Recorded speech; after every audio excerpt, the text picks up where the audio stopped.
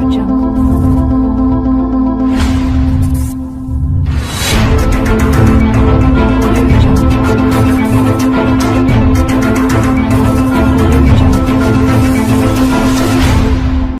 दोस्तों, मैं रवि कुशवाहा। संविधान के इस लेक्चर सीरीज में हम बात करेंगे आज संविधान के विशेषता के बारे में, और उसका ये पार्ट 2 होगा। हमने इसके पिछले लेक्चर में संविधान के कुछ विशेषताओं के बारे में चर्चा किया था, और वो पार्ट 1 था, और इसमें हम चर्चा करेंगे पार्ट 2।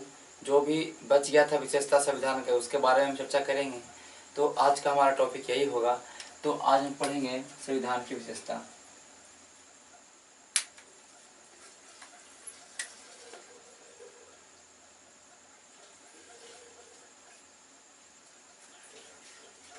संविधान की विशेषता।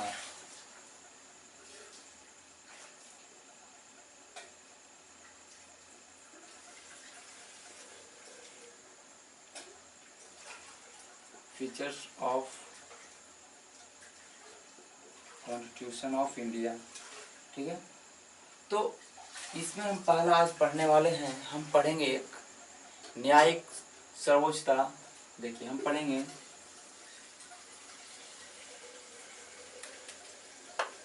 आज का हमारा फर्स्ट पॉइंट होगा संसदीय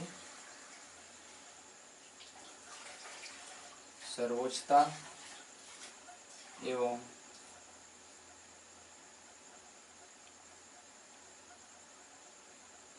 न्यायिक सर्वोच्चता। संसदीय संप्रभुता लिखिए सब।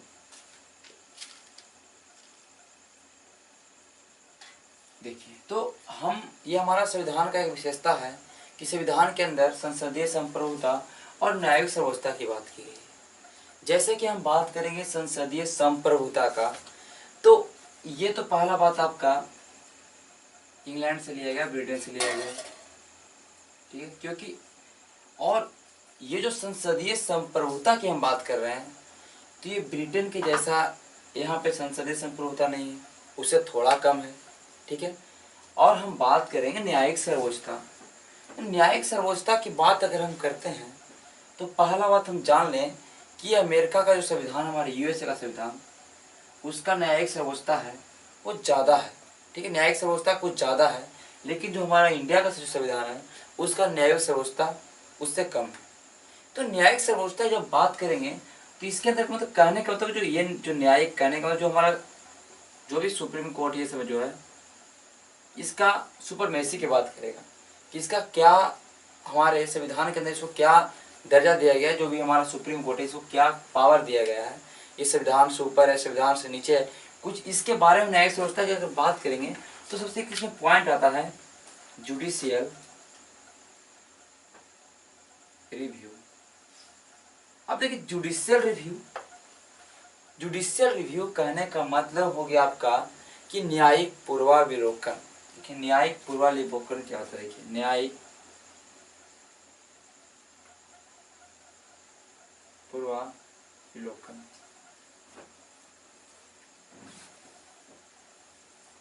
देखिए, न्यायिक पूर्वावलोकन का कहने का मतलब, अगर कोई भी बिल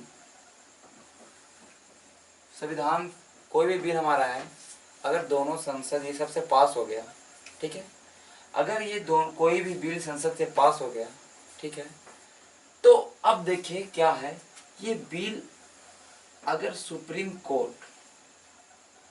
कोर्ट इसको अगर देखता है कि ये बिल पास हुआ है, क्या ये भारत के जो भी सिटीजन नागरिक हैं, क्या उनका मौलिक अधिकार का हनन हो रहा है, उनका मौलिक अधिकार छीना जा रहा है या कुछ नहीं, तो उसको जो रिव्यू करने का मतलब है कि जुडिशियल रिव्यू। ये रिव्यू करने की शक्ति को बोलते हैं जुडिशियल रिव्यू। सुप्रीम कोर्ट का शक्ति है जुडिशियल रिव्यू करने का शक्ति। वो कोई भी बिल ये बनता है उसको देखने का शक्ति है कि उसके अंदर जो भी कंटेंट्स हैं वो क्या मौलिक अधिकारों का हनन कर रहा है। क्योंकि आपको पता होगा जो हमारा सुप्रीम कोर्ट है ये मौलिक अधिकार का संरक्षक है। हमारा जो फंडामेंटल राइट है, जो हमारे अधिकार है, मौलिक अधिकार 6, उनका संरक्षक कौन है? Supreme court. तो जो भी रूल्स बनेंगे, जो भी बिल पास होगा, जो भी कानून बनेंगे, नए नए कानून, तो उसमें देखा कि कहीं कहीं पे प्रॉब्लम तो नहीं है ना, मौलिक अधिकारों को हनन तो नहीं किया गया है, तो उसको बोलते हैं जुडिशियल रिव्यू। अब देखिए इसमें हम दो चीज बात करें, जुडिशियल रिव्यू जब बात करेंगे हम, तो देखिए जब जुडिशियल रिव्यू की बात करेंगे तो हम दो तरह के चीज देखेंगे। पहला बात हम देखेंगे अमेरिका का, और हम देखेंगे इंडिया का संविधान में क्या क्या जुडिशियल रिव्यू है।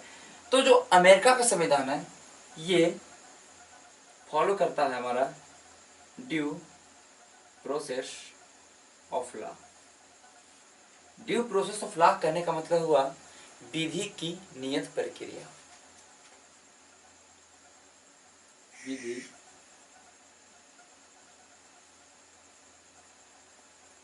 की नियत प्रक्रिया।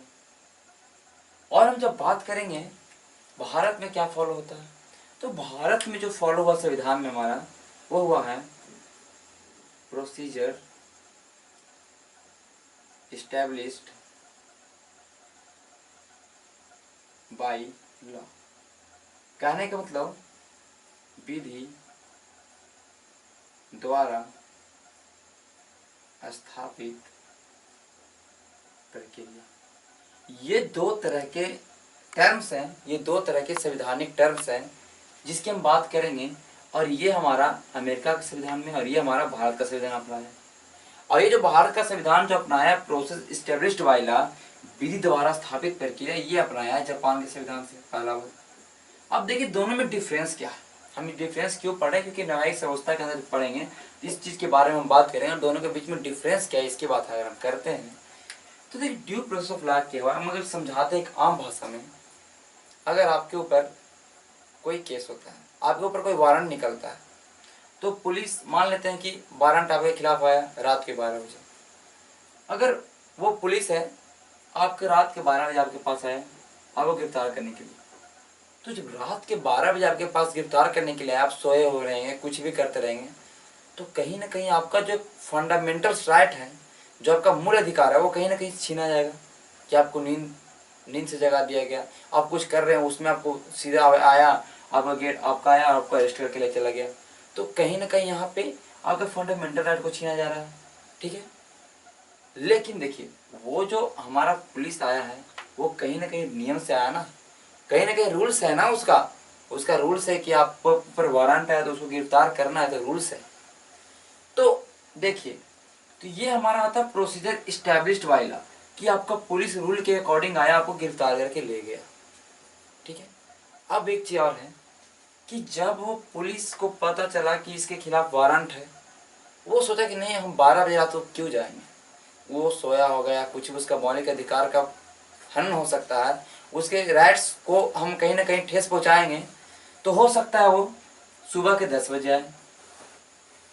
तो कहने का मतलब आपको फंडामेंटल्स राइट को देखते हुए, या तो हम कह रहे हैं कि वो चीज़ नियत है नहीं, वो चीज़ सही है नहीं जो हम करने जा रहे हैं, पुलिस सोचते हैं कि जो चीज़ हम करने जा रहे हैं रात को वो चीज़ सही है नहीं, वो मनुष्य के जो भी हमारा सिटीजन्स है उसके लिए सही है नहीं, वो देख के अगर वो काम वो प्रक्रिया को करता है उसको बोलते हैं ड्यू प्रोसेस ऑफ लॉ, विधि की नियत प्रक्रिया। ये तो मैंने आम भाषा में समझाया, अब मैं आपको समझाता हूँ कैसे। देखिए जैसे कि कोई कानून बना, कोई कानून बना, एक कानून, हर एक कानून बनने का एक नियम होता है, हर एक कानून बनने का कुछ ना कुछ नियम होता है कि इस तरह से ये कानून बनेगा। चलिए कोई कानून बनाए आम नागरिकों के लिए, ये जब कानून बन गया तो अब इसको जुडिशियल रिव्यू किया गया, कहने का मतलब इसको पूर्वावलोकन किया गया, उसको फिर से देखा गया, तो देखा गया कि इस कानून के अंदर जो भी कंटेंट्स हैं, जो भी इसके अंदर प्रावधान है, वो नागरिक जो भारत का नागरिक है उसके मौलिक अधिकारों का हनन हो रहा है। ठीक है, देखिए कानून तो नियम से बनाना, जो प्रोसीजर है, जो हमारा प्रक्रिया है उसके अकॉर्डिंग ही बना है, बट यहाँ पे क्या हो रहा है कि मौलिक अधिकारों का हनन हो रहा है। क्या हो रहा है? मौलिक अधिकारों का हनन हो रहा है। ठीक है, तो क्या होगा कि सुप्रीम कोर्ट, हमारा जो सुप्रीम कोर्ट है क्या करेगा, इसको इस पे करेगा, मतलब कि इसमें सुधार लाइए, अदरवाइज ये तो फिर इसको आप खत्म कर सकते हैं। तो ये पावर हमारा ड्यू प्रोसेस ऑफ लॉ में है, ड्यू प्रोसेस ऑफ लॉ में है कि अगर कोई भी कानून बना है, वो नियम से तो बना है, चलिए उसका कोई बात नहीं, अगर वो कानून के अंदर वो हमारे जो नागरिक है, जो जिस देश में due process of law follow हो रहा है, वहाँ के अगर नागरिक को इस कानून से कोई प्रॉब्लम है, उसको ऐसा लगे सुप्रीम कोर्ट को प्रॉब्लम है, उसकी जो भी कोर्ट है और उसको लगे ऐसा प्रॉब्लम है, तो वो इसको निरस्त कर सकता है, इसको कैंसिल कर सकता है इस कानून को। ठीक है, ये प्रक्रिया है। ठीक है, अब हम देखेंगे, मतलब एक तरह से हम बोल सकते हैं जो ये हमारा सुप्रीम कोर्ट है, ये एक तरह से थर्ड लेजिस्लेटिव का काम करता है, विधायिका का काम करता है। विधायिका का काम क्या है? लॉ बनाना। तो हमने देखा कि विधायिका सुप्रीम कोर्ट हुआ, सॉरी विधायिका में लोकसभा आया, राज्यसभा आया, तो ये भी विधायिका काम कर रही है कि नहीं? देखो, जो कानून बनी उसको ये कैंसिल कर दे रही है, उसको उस कानून को दोबारा ये देख रही है, उस कानून पे ये कुछ भी बोल सकती है। तो ये ड्यू प्रोसेस ऑफ लॉ हुआ। लेकिन ये प्रोसीजर इस्टेब्लिश्ड बाय लॉ क्या? कि अगर कोई भी कानून बना है, अगर वो नियम के अकॉर्डिंग बना है, जो भी नियम फॉलो करना था उस कानून बनाने के लिए, उस नियम के अकॉर्डिंग बना है, तो उस पे हमारा जो भारतीय का जो संविधान, जो हमारा भारत का सुप्रीम कोर्ट है, वो इस चीज को फॉलो करता है। पहले आप ये ध्यान रखिए, इस चीज को फॉलो करता है तो क्या होगा कि उसको निरस्त नहीं कर सकता। तो हमारे संविधान के अनुच्छेद 21 जो आर्टिकल 21 में लिखा गया है कि कोई भी नागरिक हो, उसका प्राण एवं दैहिक स्वतंत्रता की बात की गई है। ठीक है, उसका राइट्स की बात की गई है कि आपका प्राण एवं दैहिक स्वतंत्रता कहने का लाइफ, जो उसका जीवन जीने का अधिकार, ठीक है, उसका जीवन जीने का अधिकार, जीवन की स्वतंत्रता का अधिकार की बात की गई है अनुच्छेद 21 में। वो एक ही शर्त पे छीना जा रहा है, जब प्रोसीजर इस्टेब्लिश्ड बाय लॉ के अकॉर्डिंग कोई कानून आएगा तो वो छीना जा सकता है। ये उसमें लिखा गया, अनुच्छेद 21 में ऐसा लिखा गया है कि जितना भी हमारा देश के अंदर नागरिक है, उसको जीवन जीने का अधिकार है। उसको जीवन, ऐसा नहीं कभी उसका जीवन छीन लिया, उसको जीवन जीने का अधिकार है, उसको व्यक्तिगत स्वतंत्रता है, उसका प्राइवेसी है। हाँ, लेकिन अगर कोई लॉ अगर इस रूल्स के अकॉर्डिंग बना है, इस रूल को फॉलो करते हुए बना, तो उसका इस अधिकार को छीन सकता है। ये प्रोसीजर इस्टेब्लिश्ड बाय लॉ है। अब देखिए, एक बात आपका आता होगा कि ये अब आपको अच्छा लग रहा होगा, ये लॉ आपको अच्छा, ये जो हमारा जो टर्म्स है ड्यू प्रोसेस ऑफ लॉ, विधि की नियत प्रक्रिया, ये आपको अच्छा लग रहा होगा। क्योंकि अगर कोई कानून बने, वो कानून जनता के लिए अच्छा है या नहीं, वो सुप्रीम कोर्ट देखेगी तो उस कानून को खत्म भी कर सकती है। तो देखिए, ये क्यों नहीं किया? क्योंकि देखिए, अगर ये ऐसा नियम रहता तो सुप्रीम कोर्ट के अंदर तो बहुत सारे जज होते हैं, सबका अलग अलग मत होगा, नहीं ये कानून अच्छा है कानून, तो यहाँ से कहीं ना कहीं मतभेद होता। और साथ ही साथ सुप्रीम कोर्ट को डायरेक्ट पावर होता है कोई भी लॉ को निरस्त करने का। तो यहाँ पे कहीं ना कहीं बहुत सारा हम कॉन्फ्लिक्ट देखने को मिलता, जैसे कि बहुत सारा कॉन्फ्लिक्ट देखने को मिलता। इसलिए इसको नहीं अपनाया। शुरुआत के समय भी अपनाया गया था, शुरुआत में संविधान लिखा जा रहा था तो इसको अपनाया गया था। लेकिन हमारे जो BN राव थे, संविधान सलाहकार थे, उन्होंने बोला नहीं, इसमें थोड़ा प्रॉब्लम हो सकता है। और साथ ही साथ यूएसए के एक, हम बात करेंगे यूएसए में एक, हमारा यूएसए का एक लॉयर था, यूएसए के लॉयर थे, उसने बोला कि जो ड्यू प्रोसेस ऑफ लॉ है, ये एक तरह से लोकतंत्र के लिए सही नहीं है, ये लोकतंत्र के लिए सही नहीं है ड्यू प्रोसेस ऑफ लॉ, क्योंकि यहाँ पे सुप्रीम कोर्ट जो भी कोर्ट्स है उसका यहाँ पे थोड़ा पावर चल रहा है, ये लोकतंत्र के लिए उतना हेल्दी नहीं है। तो बोला कि सोचिए, उसके यूएसए में ये संविधान, ये चीज़ था, फिर भी वो बोला कि ये एक किसी लोकतांत्रिक देश के लिए, जैसे भारत जैसे लोकतांत्रिक देश के लिए ये स्वस्थ नहीं है, इसलिए इसको नहीं अपनाइए, आप अपनाइए प्रोसीजर इस्टेब्लिश्ड बाय लॉ, जो कि लिया गया जापान से। ये सवाल पूछता है कि प्रोसीजर इस्टेब्लिश्ड बाय लॉ, विधि द्वारा स्थापित प्रक्रिया, पहले से जो स्थापित है रूल्स, उस प्रक्रिया के अकॉर्डिंग, और ये अपनाया गया हमारा जापान से। तो ये हमने देखा। जैसे देखिए, हम फांसी की बात करेंगे तो हमने पहले क्या बोला कि संविधान के अनुच्छेद 21 में लिखा कि जीवन जीने का अधिकार है। अब फांसी किसी को पड़ रहा है तो आप उसका लाइफ छीन रहे हैं, उसके मूल अधिकार का हनन कर रहे हैं कि नहीं? आप उसको फांसी दे रहे हैं, वो जीवन जी रहा है, उसको फांसी दे रहे हैं। तो लेकिन फांसी जो है, ये कहीं ना कहीं जिसको फांसी जो होना है, ये कहीं ना कहीं कोई रूल्स के अकॉर्डिंग आया, कुछ नहीं किया है, उस रूल के अकॉर्डिंग इसको फांसी की सजा सुनाई गई। तो इसने प्रोसीजर इस्टेब्लिश किया गया है, तभी तो इसका फांसी पड़ रहा है। अगर ये प्रोसेस रहता तो इसमें सुप्रीम कोर्ट कुछ भी कर सकता था कि नहीं, इसको फांसी नहीं पड़ सकता, ऐसे ऐसे। तो हमने दोनों चीज़ को बताया, ड्यू प्रोसेस ऑफ लॉ क्या होता है और प्रोसीजर इस्टेब्लिश्ड बाय लॉ। और इस चीज़ की चर्चा हम आगे भी करेंगे, जब हम पढ़ेंगे, जब पढ़ेंगे सुप्रीम कोर्ट, तो उसमें जुडिशियल रिव्यू पढ़ेंगे तो उसमें भी हम इस चीज़ के बारे में चर्चा और डिटेल से करेंगे, एग्जाम्पल 2 एग्जाम्पल लेके करेंगे। जैसे कि बहुत सारे केस है, मेनका गांधी केस, ये सब उसकी बात हम करेंगे आगे चल के। तो हमने एक अब बहुत ही अच्छा स्पेशल फीचर है संविधान का, बहुत ही अच्छा विशेषता है संसदीय संप्रभुता और न्यायिक सर्वोच्चता। ये चीज़ बहुत ही अच्छा, ये दोनों का मिक्सअप है। और जैसे कि हम बात करें कि इंग्लैंड का ऐसा संसदीय संप्रभुता नहीं, उसे थोड़ा कम है। अमेरिका का जैसा न्यायिक सर्वोच्चता नहीं, उसे थोड़ा कम है, क्योंकि देखिए अमेरिका में ये नियम है, यहाँ देखिए कम थोड़ा। तो ये चीज़ का मिक्सअप हमारे संविधान के अंदर। ये हम विशेषता की बात करें, संविधान के अंदर क्या क्या विशेषताएं हैं, संविधान के अंदर क्या क्या चीज़ें हैं जो कि अलग सारे देशों से अलग बनाता है। ठीक है, तो ये आपका पॉइंट, पहला पॉइंट खत्म हुआ।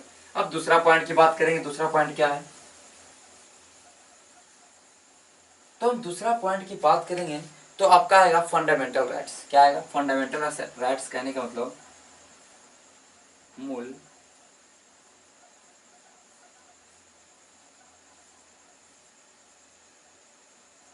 अधिकार। ठीक है, मार्कर्स देखो,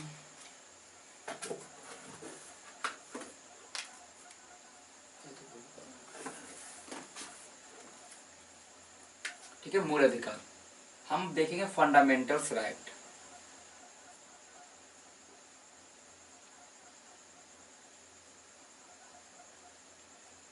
तो हमारे संविधान में बहुत ही अच्छा चीज डाला गया है, मूल अधिकार, फंडामेंटल्स राइट्स ऑफ सिटीजन्स। जब ये फंडामेंटल्स ऑफ सिटीजन्स की हम बात करेंगे तो ये पहला बात तो हमारा भाग 3 में है। भाग 3 में अनुच्छेद, अनुच्छेद की बात करेंगे, ये हमारा 12 से लेके 35 अनुच्छेद तक है, ये ध्यान रखिए। अगर बात करेगा मूल अधिकार का, मूल अधिकार के लिए अनुच्छेद है 12 से लेकर 35 तक के अनुच्छेद में अधिकारों की बात करिए जो कि भारतीय एक नागरिक को मिलता है। और साथ ही साथ ये भाग 3 में है। हमने बताया था कि संविधान के अंदर कितने भाग हैं, तो 22 भाग के बारे में बताया था। ठीक है, तो संविधान के अंदर जो भाग है उसके अंदर में है। ठीक है, और ये हमारा भाग 12 से लेकर 35 तक है। ठीक है, तो ये हमने बताया मूल अधिकार के बारे में। ये हम मूल अधिकार के बारे में आगे ही पढ़ेंगे और पूरे एक एक के बारे में पढ़ेंगे। तो इसमें हमने बात करेंगे तो मूल अधिकार के अंदर 6 तरह के मूल अधिकार वर्तमान में है। पहले 7 था, एक संपत्ति का अधिकार था जिसको कि हटा दिया गया 44वां संविधान संशोधन 1978 के द्वारा। ठीक है, 44 अमेंडमेंट ऑफ 1978 के द्वारा इसको हटा दिया गया। और अब कितने अधिकार है, मूल अधिकार 6। तो अभी भारतीय संविधान में कितने अधिकार है, मूल अधिकार 6। और ये एक तरह से बहुत ही अच्छा उदाहरण है लोकतंत्र का। और ये हमारा भारत के नागरिकों को 6 तरह के स्वतंत्रताएं प्रदान करता है, 6 तरह के अधिकार प्रदान करता है। जैसे कि हम बात करेंगे तो समता का अधिकार, ठीक है, फिर हमारा स्वतंत्रता का अधिकार, ठीक है, शोषण के विरुद्ध अधिकार, धार्मिक स्वतंत्रता का अधिकार, ठीक है, तो बहुत सारे शिक्षा का अधिकार। तो इस तरह के 6 तरह के अधिकार की बात की गई है। समता का अधिकार, इक्वलिटी, राइट ऑफ इक्वलिटी, तो हम सबके बारे में पढ़ेंगे। तो ये हमारा विशेषता है संविधान के अंदर कि एक मूल अधिकार डाला गया भाग 3 में, जो कि बहुत ही अपने आप में एक बहुत ही अनूठा है। ठीक है, तो मूल अधिकार हो गया। अब आगे हम बात करते हैं, अभी थोड़ा थोड़ा सबको हम लेके चलेंगे, फिर आगे हम सबके बारे में पढ़ना है, सब कुछ के बारे में। हमने मूल अधिकार की बात किया तो मूल कर्तव्य की भी बात कर लेते हैं। मूल का अधिकार कर्तव्य कहने का मतलब हमारा फंडामेंटल्स ड्यूटीज। फंडामेंटल ड्यूटी कहने का मतलब भारत के हर एक नागरिक को एक कर्तव्य है। हर एक नागरिक को 11 तरह के कर्तव्य की बात की गई। आजकल जो अगर फंडामेंटल कर्तव्य की बात करेंगे तो हमारे संविधान में 11 मूल कर्तव्य हैं भारत के हर एक नागरिक को फॉलो करना है। जैसे कि हमारा राष्ट्रीय गान, हमारा राष्ट्रीय वृक्ष, जो भी हमारा है उसका हमको क्या करना है, उसका हमको पालन करना है। ठीक है, उसका रक्षा करना है। जैसे राष्ट्रीय धरोहर है उसका रक्षा करना है। ये सब चीज़ों की बात करेंगे मूल कर्तव्य के अंदर, और आगे जाके मूल कर्तव्य के बारे में हम बात भी करेंगे। देखिए संविधान जब बना था तो उसमें मूल कर्तव्य नहीं जोड़ा गया था, लेकिन फिर क्या हुआ, 42वां संविधान संशोधन 1976 में हुआ। 42वां संविधान संशोधन 1976 में हुआ और स्वर्ण सिंह समिति, ये चीज पूछता है बहुत सवाल में, सबके बारे में आगे हम फिर से चर्चा करें। स्वर्ण सिंह समिति, एक कमेटी बैठा स्वर्ण सिंह कमेटी, इसने मूल कर्तव्य को ऐड किया हमारे संविधान के अंदर। क्या किया, मूल कर्तव्य को हमारे संविधान के अंदर ऐड किया। और ये कहाँ ऐड किया था, 51 के का में और भाग 4 के का में, ये आप याद रखिए। ठीक है, अब देखिए हमने मूल कर्तव्य की बात की, अब हम आगे बात करेंगे अगले चीज के बारे में। तो अगला हमारा होगा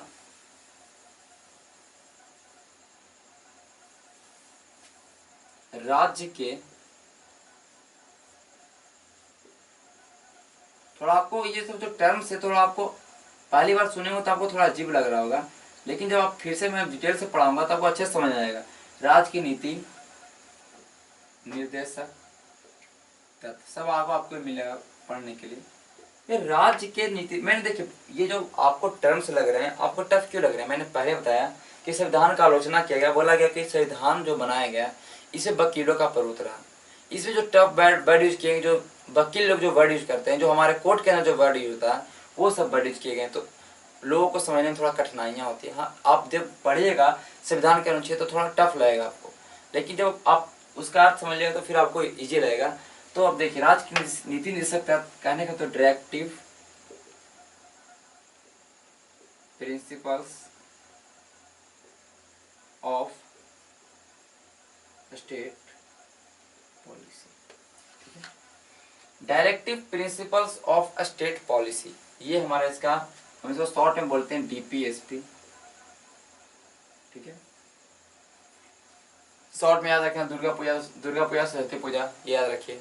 डी से directive principles of state policy, राज्य के नीति निर्देशक तत्व। ये अगर हम बात करें तो ये भाग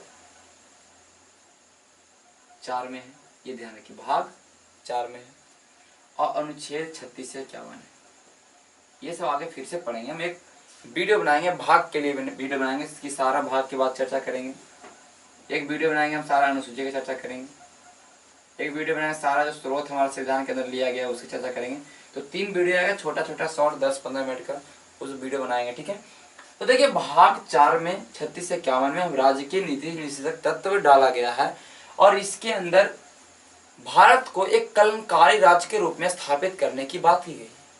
कल्याणकारी राज्य मतलब वेलफेयर स्टेट, इससे बहुत सारी चीजें बोला गया कि ये सब रहना चाहिए देश के अंदर, हर एक देश के अंदर ये चीज रहना चाहिए, हमारा भारत के अंदर रहना चाहिए। और हर राज्यों की बोला गया ये चीज को आप जो भी अगर कोई पॉलिसी बनाते हैं, कोई भी रूल बनाते हैं, तो ये सब चीजों को देख के बनाया करिए। ये लेकिन जरूरी नहीं है, जैसे कि हमने फंडामेंटल राइट की बात करें, मूल अधिकार, ये जरूरी है। ये अगर किसी मनुष्य को नहीं मिला, किसी नागरिक को नहीं मिला, तो वो नागरिक सीधे सुप्रीम कोर्ट में जा सकता है कि मेरा मौलिक अधिकार का हनन हो रहा है। वो सीधे सुप्रीम कोर्ट का दरवाजा खटखटा सकता है कि नहीं, मेरा हमको मौलिक अधिकार से वंचित किया जा रहा है। लेकिन जो राज्य की नीति निर्देशक 36 से 51 है, इसके अंदर जो भी बात कही गई इसके खिलाफ आप कोर्ट में नहीं जा सकते हैं, और ये कोई भी जोर जबरदस्ती नहीं कि राज्य इसको फॉलो ही करे। लेकिन हाँ, ये चीज को देखते हुए फॉलो करें तो ये कल्याणकारी राज्य बन सकता है, वेलफेयर स्टेट बन सकता है। इसमें हम बात करें तो सामाजिक और आर्थिक लोकतंत्र में विकास होगा। ठीक है, अगर इस चीज को फॉलो करेगा तो हमारा सामाजिक और आर्थिक लोकतंत्र होगा। कैसा हमारा लोकतंत्र बनेगा, सामाजिक और आर्थिक रूप से बहुत ही आगे बढ़ेगा हमारा लोकतंत्र। जैसे कि हम बहुत सारे इसमें, जैसे कि अनुच्छेद 40 में बोला गया है ग्राम पंचायत गठन, कि हर एक ग्राम में पंचायत गठन किया जाए, जो कि उसको फॉलो भी किया जा रहा है।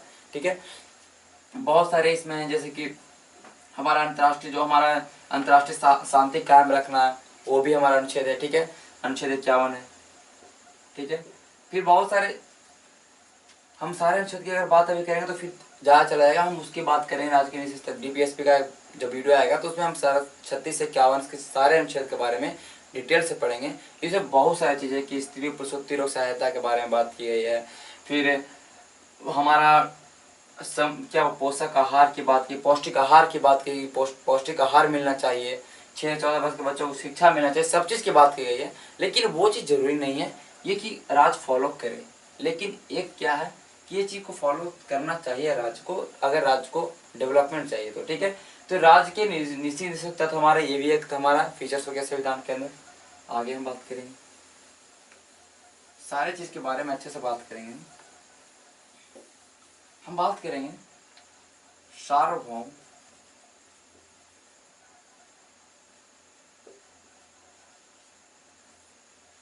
वयस्क मताधिकार। इंग्लिश में बोले तो यूनिवर्सल एडल्ट फ्रेंचाइजी, ठीक है। द यूनिवर्सल एडल्ट फ्रेंचाइजी और सार्वभौम वयस्क मताधिकार, इसका कहने का मतलब हुआ कि हर एक नागरिक को, पहले मताधिकार कहते हैं वोट देने का अधिकार, ये तो आप समझ गए होंगे, हर एक नागरिक को वोट देने का अधिकार है। लेकिन वयस्क कहने का मतलब, एडल्ट कहने का मतलब एक एज होगा। तो पहले जब हम देखा था संविधान के स्टार्टिंग में, तो था कि 21 वर्ष या उससे ऊपर जो भी व्यक्ति है भारत के अंदर, उसको वोट देने का अधिकार है, और उसको कोई धर्म जाति ये सब पर भेदभाव नहीं कर सकते। कोई भी जाति का रहे, कोई भी लिंग रहे, या पुरुष स्त्री कुछ भी रहे, कोई भी, हम बात करें कुछ भी रहे, ठीक है, कोई भी धर्म कोई जाति कुछ भी रहे, उस पर भेदभाव नहीं कर, सीधे अगर 21 साल हुआ तो वोट दे सकता है, ठीक है, वो वोट दे सकता है। लेकिन क्या हुआ कि एक 60वां संविधान संशोधन हुआ 1988 में।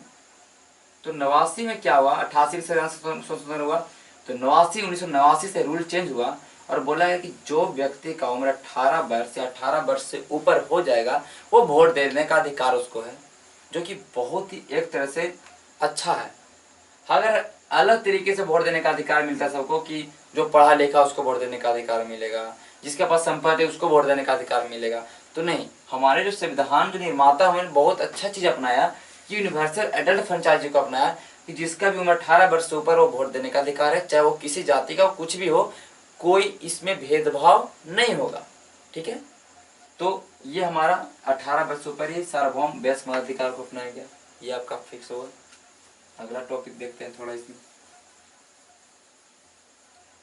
तो अगला हम टॉपिक देखें तो एकल नागरिकता। ये हमारे सब संविधान की विशेषताएं हैं, हमारा संविधान अलग है। एकल नागरिकता कहने को सिंगल सिटीजनशिप। देखिए हम बात करेंगे अमेरिका का, एकल नागरिकता हमारा लिया है कहाँ से, ब्रिटेन से, क्योंकि ब्रिटेन हमारे पास हमारे साथ ज्यादा रहा, हमारा तो हमारा साथ बहुत कुछ ब्रिटेन से मिला है, तो ठीक है ब्रिटेन। तो ये अमेरिका में देखिए डबल सिटीजनशिप है, कहने का मतलब द्वैध नागरिकता है। दो तरह के नागरिकता, एक तो पहला बात वो पूरा देश का एक अमेरिकी बोलेंगे उसको, एक अमेरिकी है वो, साथ साथ अमेरिका में बहुत सारे स्टेट्स हैं, तो उसके अंदर भी उसको नागरिकता मिलता है, राज्य का भी नागरिकता मिलता है। जैसे हम बात करेंगे भारत के अंदर, ये भारत देश हुआ, तो पहला बात तो हम लोग क्या बोलते हैं कि हम भारतीय हैं, पहला बात क्या बोलते हैं कि हम भारतीय हैं। हम ऐसा, हम कहीं पर अगर आपने फॉर्म भरा हो तो उसमें आता होगा सिटीजनशिप, तो आप लिखते हो इंडियन, कहीं और कुछ ऑप्शन होता नहीं होता, अब बस होता है इंडियन या नॉन इंडियन। आपको एकल नागरिकता का प्रावधान संविधान में दिया गया है कि भारत के जो भी नागरिक होंगे उसके बस पास एक ही नागरिकता, कौन, एकल नागरिकता, बस वो भारतीय है, वो किसी स्टेट का नागरिक नहीं है। कि नहीं कि वो बिहार का तो बिहार का उसको नागरिकता मिलेगा, अलग जाएगा तो उसका जाएगा नागरिकता मिलेगा, तो नहीं, वो कहीं का भी है, उसको बस एक नागरिकता, वो बस भारतीय कहीं भी रह सकता, भारतीय, ठीक है। ये एकल नागरिकता का प्रावधान है हमारे संविधान के अंदर, ठीक है। अब आगे हम देखते हैं।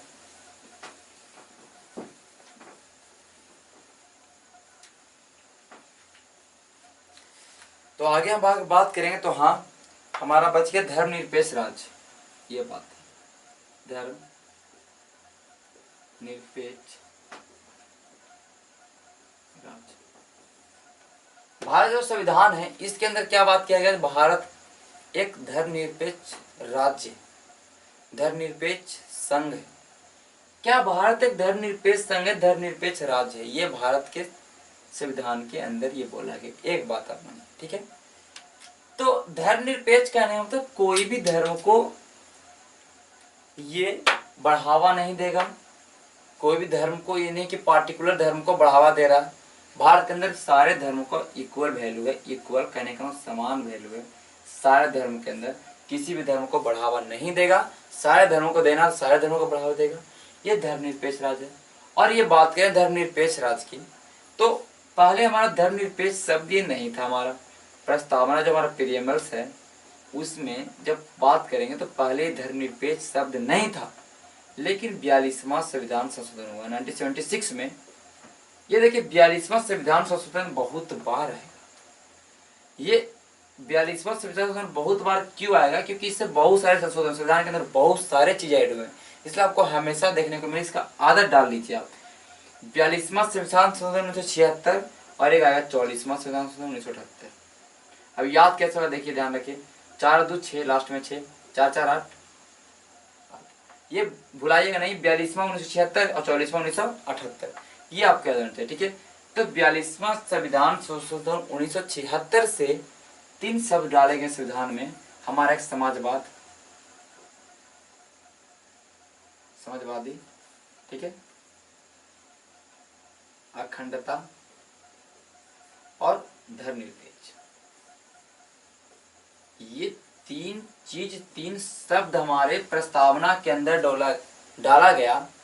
समाजवाद, सोशलिस्ट, अखंडता, इंटीग्रिटी, धर्मनिरपेक्षता, सेकुलरिज्म, ये 3 चीज डाला गया हमारे संविधान के अंदर 42वें संविधान संशोधन 1976 के अंदर, ठीक है। तो हमारा वहां से आया धर्मनिरपेक्ष, कि भारत एक धर्मनिरपेक्ष राज्य, धर्मनिरपेक्ष संघ है और इसके अंदर कोई भी धर्म को मान्यता नहीं दिया जाएगा, सारे धर्म को बराबर माना जाएगा। इसलिए हमारा एक धार्मिक स्वतंत्रता का अधिकार भी है हमारे मूल अधिकार के अंदर, फंडामेंटल राइट के अंदर, धार्मिक स्वतंत्रता का अधिकार, जिसमें अनुच्छेद 25 में बोला गया है कि कोई भी धर्म को उपासना कर सकता, कोई भी धर्म को मान सकता। अगर आपका धर्म है कि आप मुस्लिम धर्म मानिए, हिंदू धर्म मानिए, कोई भी रोकेगा नहीं आपको, कोई भी धर्म आप मान सकते हैं। साथ ही साथ बहुत सारे छूट भी दिए गए हैं धर्म के लिए, तो ये आगे आप देखेंगे जब हम पढ़ेंगे फंडामेंटल राइट, ठीक है। ये धर्मनिरपेक्ष राज हो गया। और हम बात करेंगे अगर, तो हम देखेंगे इंडिपेंडेंट बॉडीज, स्वतंत्र निकाय। संविधान के अंदर बहुत सारे स्वतंत्र निकाय का गठन किया गया। कहने का मतलब इंडिपेंडेंट बॉडी, स्वतंत्र मतलब इंडिपेंडेंट, और निकाय मतलब क्या होता है? बॉडी। बॉडी मतलब संस्था, या कुछ ही समझ लीजिए। निकाय का मतलब एक बॉडी, एक संस्था, एक कमेटी, कुछ मान ली, ठीक है। तो इंडिपेंडेंट बॉडी कहने को, तो जैसे कि हम बात करेंगे कि बहुत सारे, क्योंकि देखिए इंडिपेंडेंट बॉडी कहने को उस पर किसी का भी कंट्रोल नहीं हो, कोई भी उसको नियंत्रण नहीं कर सकता, वो अपने आप में इंडिपेंडेंट है। जैसे कि बात करें इलेक्शन कमीशन, निर्वाचन आयोग, जो निर्वाचन आयोग है, ये जो वोट हम लोग देते हैं, सारा इलेक्शन चुनाव करवाना काम होता है निर्वाचन आयोग का। ये किसी के अंडर में है। अगर किसी के अंडर में रहता तो क्या होता कि खुद से काउंटिंग करवा लेता, खुद से वोट डलवा लेता नेता लोग, तो कुछ भी कोई भी चीज आता। तो निर्वाचन आयोग किसी कंट्रोल में नहीं, चाहे प्रधानमंत्री, राष्ट्रपति, किसी के कंट्रोल में नहीं है। और इसका काम ही है क्या? वोट उठ लेना। कैसे वोट हमारा, कैसे हमारे अंदर, मतलब हमारे देश के अंदर चुनाव होना है, कहाँ पे कितने चरणों में, सारा काम किसका है? तो निर्वाचन आयोग का है। और ये एक तरह से स्वतंत्र निकाय है, ठीक है, इस पे किसी का कंट्रोल नहीं है। हम बात करें यूपीएससी, संघ लोक सेवा आयोग, इससे क्या होता है? भर्तियां होती है प्रशासनिक सेवाओं में, पुलिस सेवाओं में भर्तियां होती है। और ये देखिए यूपीएससी है, ये भी अपने आप में इंडिपेंडेंट बॉडीज है। ये भर्ती करेगी अपने आप में, इसको कोई भी कंट्रोल नहीं कर सकता है कि ये किस चीज़ का, मतलब कोई भी इसके अंदर में भर्ती ले ले, ये किसी कंट्रोल में नहीं। यूपीएससी संघ लोक सेवा आयोग है, ठीक है। उसी तरह राज्य के लिए अलग अलग लोक सेवा आयोग पीएससी है, हर राज्य के लिए अलग अलग पीएससी, बीपीएससी, यूपीपीएससी जैसे भी, ठीक है। यूपीएससी भी एक तरह से इंडिपेंडेंट बॉडीज है, ठीक है। हम बात करें इंडिपेंडेंट बॉडीज में, तो हम देखेंगे कैग है, कैग कहने का मतलब controller and auditor general of India, ठीक है, भारत के महालेखा एवं नियंत्रक परीक्षक। देखिए कैग है, ये भी इंडिपेंडेंट बॉडी है। इसका काम क्या है?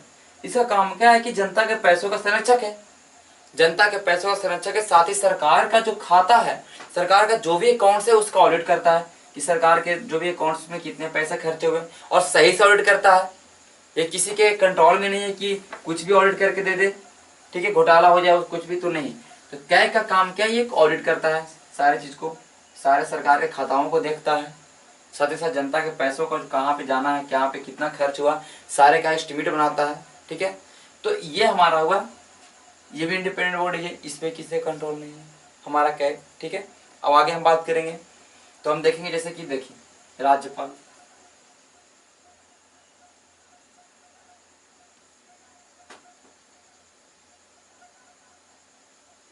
राज्यपाल भी इंडिपेंडेंट बॉडी है, राज्यपाल भी हमारा इंडिपेंडेंट बॉडी है। ये देखिए इसका चुनाव, इसको तो हम नियुक्ति करता है हमारा राष्ट्रपति, ठीक है, लेकिन ये भी इंडिपेंडेंट बॉडी है, ये भी अपने आप में एक स्वतंत्र निकाय है। राज्यपाल, गवर्नर, हर राज्य का जो अलग अलग गवर्नर होता है ये भी अपने आप में एक स्वतंत्र बॉडी है, ठीक है। तो हम स्वतंत्र निकाय की बात की, इंडिपेंडेंट बॉडीज में इलेक्शन कमीशन, यूपीएससी का और भी बहुत सारे हैं, उसकी चर्चा हम बाद में जब कर लेंगे। तो ये भी एक तरह से संविधान के अंदर बहुत अच्छी विशेषताएं हैं कि अलग अलग इंडिपेंडेंट बॉडीज का स्थापना गठन किया गया है, जो कि एक संविधान के अंदर होना चाहिए और एक देश के अंदर हो रहने से देश का जो लोकतंत्र है वो सही से चलेगा, ठीक है। तो हमने एक और चीज छूट गया हमारा, दो चीज हम देख लेते हैं उसका भी। पहला बात हमारा छूटा है इमरजेंसी। इमरजेंसी प्रोविजन कहने का मतलब आपातकाल का प्रावधान। आपातकाल का मतलब जब देश में बहुत ही ऐसा स्थिति आ जाए, देश में कि एकदम इमरजेंसी का स्थिति आ जाए, तो आपातकाल की प्रावधान किया गया। 3 तरह का आपातकाल है। पहला बात तो राष्ट्रीय आपातकाल है। तो हम आपातकाल की बात करें 352 से 356, ठीक है, 352, 356, 360, ठीक है। 3 तरह का आपातकाल की बात की गई है हमारा। एक राष्ट्रीय आपातकाल, राष्ट्रपति शासन और एक वित्तीय आपातकाल। हम आपातकाल के बारे में बाद में चर्चा करेंगे। अब देखिए राष्ट्रीय आपातकाल, जब देश में युद्ध की स्थिति हो जाए, देश में ऐसा कुछ हो जाए तो इमरजेंसी लागू कर दिया जाएगा, ठीक है। अब 356 में क्या गया, अगर कोई राज्य के अंदर अगर मुख्यमंत्री नहीं बन रहा है, राज्य के अंदर जो भी पॉलिटिकल हम बात करेंगे वहाँ पे अव्यवस्थित हो गया है, तो वहाँ पे राष्ट्रपति शासन लगा दिया जाता है। वित्तीय आपातकाल, जो हमारे देश के अंदर फाइनेंशियल कंडीशन दम खराब हो जाए, एकदम आर्थिक स्थिति एकदम बदतर हो जाए, तो उसमें भी क्या लगेगा, वित्तीय आपातकाल लग जाएगा। तो इमरजेंसी की बात की गई, बहुत ही अच्छा चीज बात किया गया, ठीक है। तो इमरजेंसी प्रोविजन भी हमारा विशेषता है। हम बात करेंगे त्रिस्तरीय सरकार है। त्रिस्तरीय कहने सरकार कहने का मतलब यहाँ पे डिसेंट्रलाइजेशन का काम हो रहा है, विकेंद्रीकरण का काम हो रहा है। जैसे कि एक केंद्र में सरकार है, फिर एक राज्य में सरकार है। अब देखिए हम देख रहे हैं ग्रामीण स्तर पे तो ग्राम पंचायत है, ग्राम पंचायत को देखता है, ग्राम पंचायत के जो भी मुखिया होते हैं, ग्राम पंचायत के अंदर जो भी होते हैं वो देखता है ग्राम पंचायत को, और फिर राज्य के अंदर मुख्यमंत्री, केंद्र के अंदर प्रधानमंत्री। तो यहाँ पे 3 स्तरीय सरकार है। वो शहर के लिए हमारा हो जाएगा म्युनिसिपल कॉर्पोरेशन हो जाएगा, ठीक है, म्युनिसिपल कॉर्पोरेशन हमारा हो जाएगा शहर के अंदर। तो हमने एक एक करके सारे विशेषता के बारे में चर्चा कर लिया, जो संविधान के विशेषता है, संविधान के अंदर विशेष फीचर है संविधान का। इस संविधान के अंदर हमारा क्या अलग अलग है हमारे और देशों के संविधान से, ठीक है। तो इस वीडियो में इतना ही, हम आगे के वीडियो में चर्चा करेंगे। हो सकता है अगला वीडियो आपका अनुसूची का आया, या हो सकता है भाग का वीडियो है, पार्ट्स का, और आपका जो एक स्रोत का वीडियो है कि भारत के संविधान के अंदर कौन कौन से स्रोत है, कहाँ कहाँ से लिए गए, तो इसकी भी चर्चा करेंगे। हम एक वीडियो का बनाएंगे अलग से। फिर उसके बाद हम आएंगे प्रस्तावना, फिर उसके बाद हम आएंगे भाग 1 से स्टार्ट करेंगे। भाग जितने भाग है सारे भाग की चर्चा करेंगे। भाग 1 से स्टार्ट करेंगे। भाग 1 में जितने अनुच्छेद उसकी चर्चा करेंगे, सारे अनुच्छेदों को देखेंगे, सारे चीज़ों को देखेंगे, एक तरह से पूरे संविधान को, पूरे हमारे पॉलिटी के हर एक चैप्टर को, चैप्टर बाय चैप्टर पूरा चीज़ को हम पढ़ाएंगे, ठीक है। और उसके लिए वीडियो को आपको बना रहना पड़ेगा, चैनल को सब्सक्राइब भी करना पड़ेगा और दोस्तों के साथ शेयर भी करना पड़ेगा, वो अच्छा लगता है तो, ठीक है। तब तक के लिए धन्यवाद।